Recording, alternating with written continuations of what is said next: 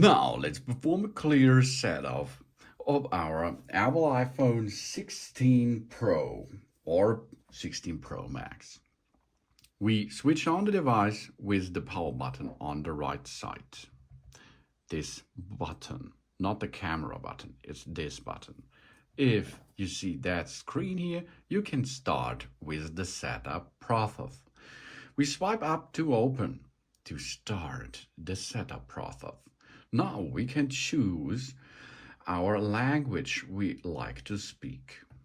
Then we select our region or country where we are. That means this is in syntax of your country, what you can download out of the App Store, for example, and so on.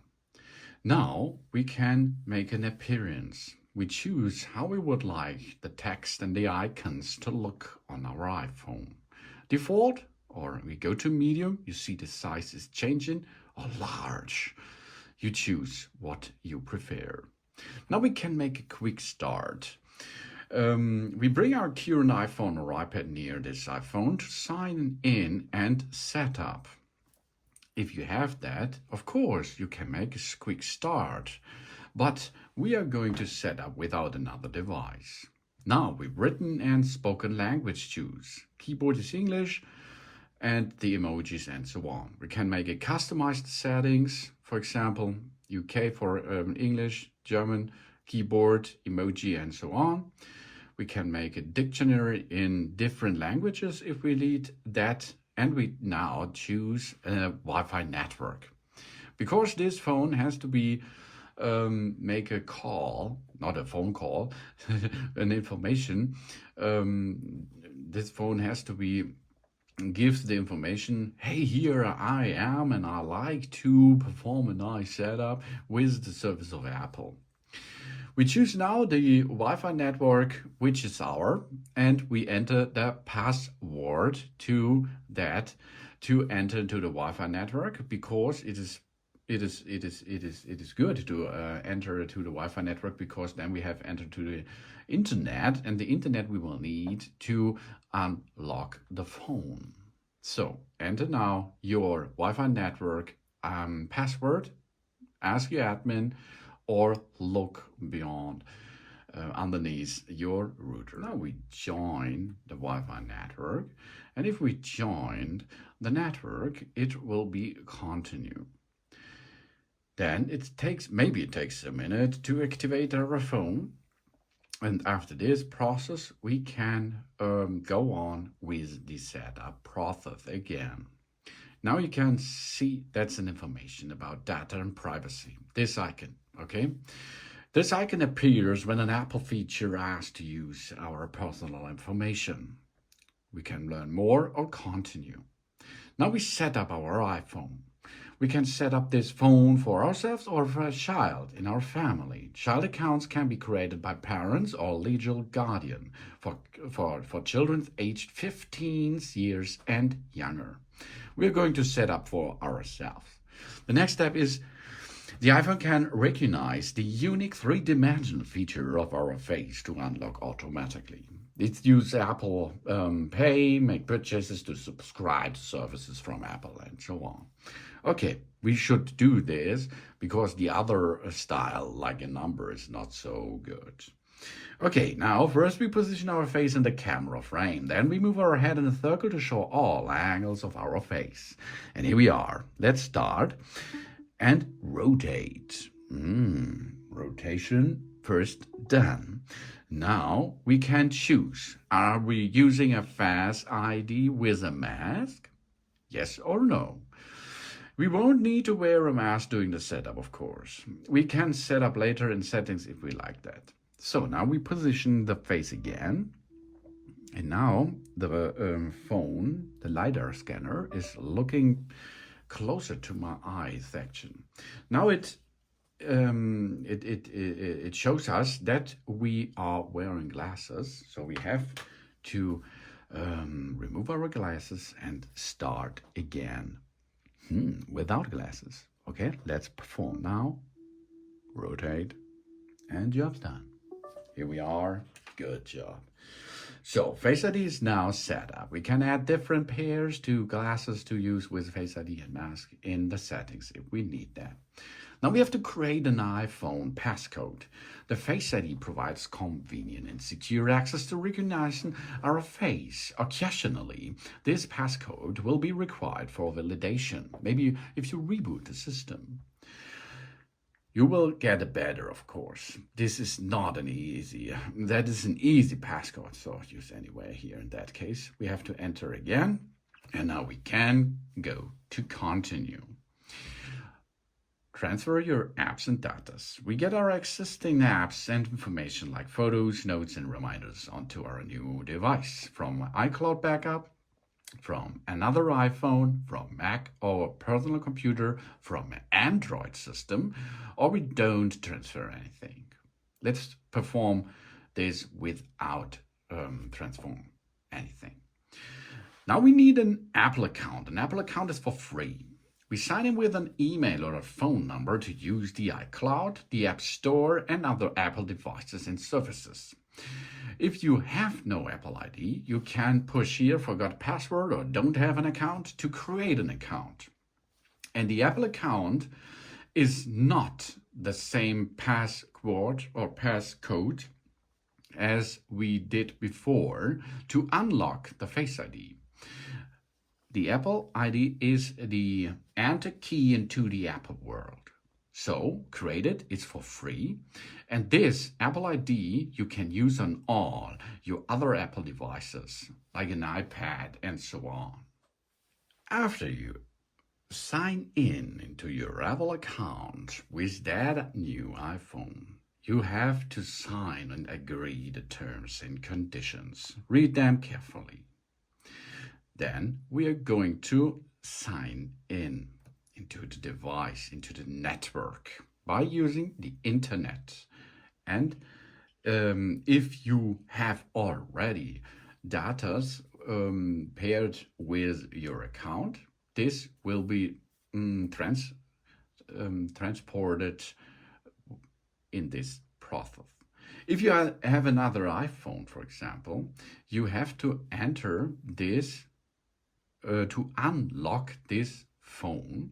If you does not have any other Apple device, this information or this thread will not for you right now here. If you entered now your iPhone passcode, you can continue this process. If you don't know the iPhone passcode, then you will have a little problem, but there are other solutions for that problem, of course. But now we make this to our new phone. Here we can see everything set up as we had it to our other iPhone, if you have another iPhone, of course. Now we can customize, and customize is like if it is brand new. Update your iPhone automatically. Of course, continue. And then location services. Turn on location services or do it later. But the location services is really important for navigation on something else. So turn it on, it's better, but it's your choice. Set up mobile services. We can transform from a nearby iPhone, or we use a new QR code to make an eSIM activation, of course, process, or set up later. Screen time. We get a weekly report with insights about our screen time and set time limits for apps we want to manage, for example. That's a good information each week. And iPhone analytics. We help Apple improve its products and services by sharing diagnostic and usage data from this phone. If you like that, perform this. If it does not, you do not have to do this. Then you can choose the dark mode, automatic mode, or light mode. As you like. I prefer the dark mode. And silent mode. You can toggle the silent mode on and off or check it in the status control. Okay, this is information. And now the next thing is, here it is, the action button. The action button is located on the left side above the volume up button. So now we can customize that. We can go and switch there to silent mode. Ooh, that's not so fast. To focus mode, to camera mode, to torch, voice memo, recognize music, translate, magnifier, shortcuts, accessibilities, and no action. What we should choose here? I think the camera is cool. Or focus? No, let's check the camera. So, camera control. That's not because of the action button. The camera control is the new button over there. Let's have a look here. There it is. This button here. This is the power button and this is the camera control button. The camera control button is really cool to use with your camera thing because you can push and slide a little bit by haptic and so that's nice. Emergency SOS. The iPhone is ready to help in an emergency. We press and hold the power button and one of the volume keys. And either volume button to make an emergency call, of course. We have crash detection with that device here. If our phone detects a serious car crash, it will automatically try to call the emergency services. And in selected countries, the emergency SOS via satellite is available. The iPhone can try to text emergency services via satellite if it cannot be connected to a mobile network. Really life-saving feature. And now, welcome to your iPhone. Swipe up and you are in now. Now we are here and can start with our device. So the basic navigation between your Apple iOS system is go right and left, right and left. Here are some short informations. You can push and hold them to edit the home screen stuff, the widgets and so on. It's the same thread everywhere. So you can remove it, for example, then it's gone.